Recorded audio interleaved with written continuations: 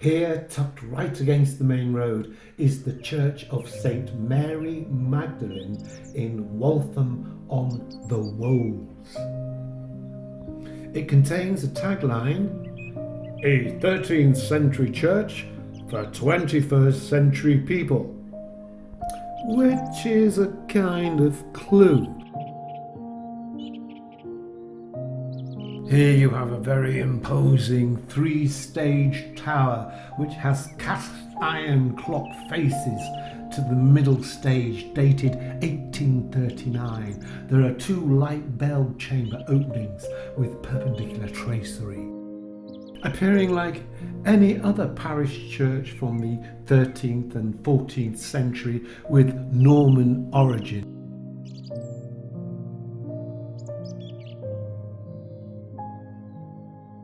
There's this little blocked priest door to the south chancel. It had a clerestory or clerestory added, and the tower was completed in its present form in the 15th century with 17th and 18th century repairs and alterations. In fact, the nave was extended by even further renovations in 1850 by the celebrated G.G. Scott. It comes as a full package, coarse squared limestone with limestone dressings, lead roofs, chancel, vestry, central tower, which is interesting, particularly when you see that it's got clocks on all sides, transepts, aisled nave and a south porch. The base of the tower is of plain stone, parapet, gargoyles, panelled, crocketed pinnacles and angles.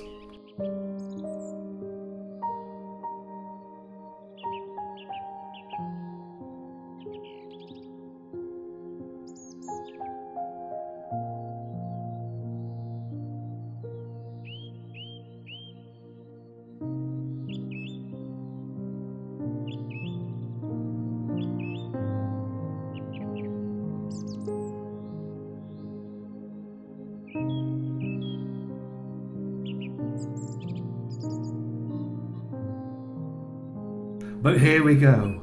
As Tim Curry was once wont to say, "Don't judge a book by its cover," because when we get inside, your eyes are gonna pop out of your head.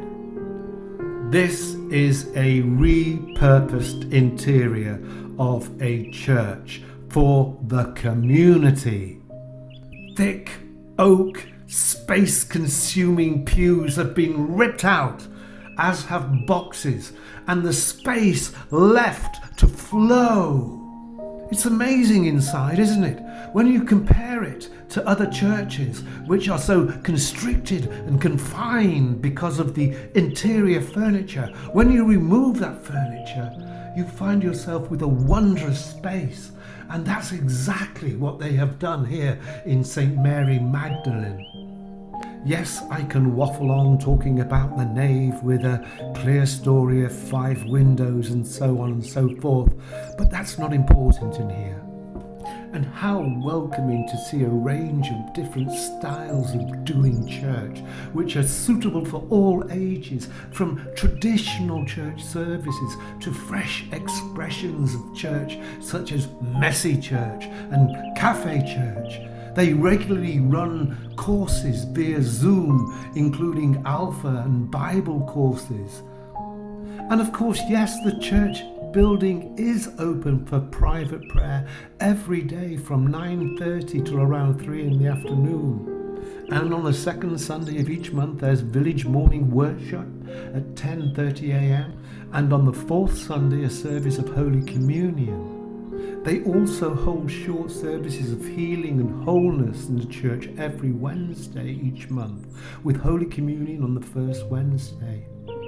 But this is essentially a community church, a community cafe at Waltham Church.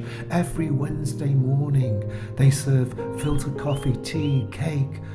Ask people to come along for a chat, meet new people. Bring your own paper, your knitting, or just yourself.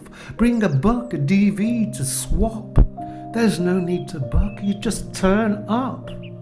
If our churches are to succeed, particularly our parish village churches, then this has to be one way forward, involving the community and taking away the austerity of patriarchal Victoriana that imbues so many of these holy spaces. We require a large sanctuary, a large space for the new millennium, and this is one way to do it. So I take my hat off to the Reverend Canon John Barr, who lives locally and has been instrumental and partly responsible for the re-envisage of this wonderful space.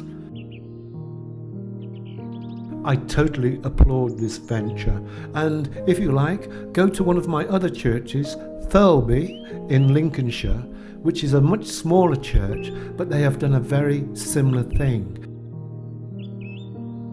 And it's amazing how much space is made available when all the trappings have been removed.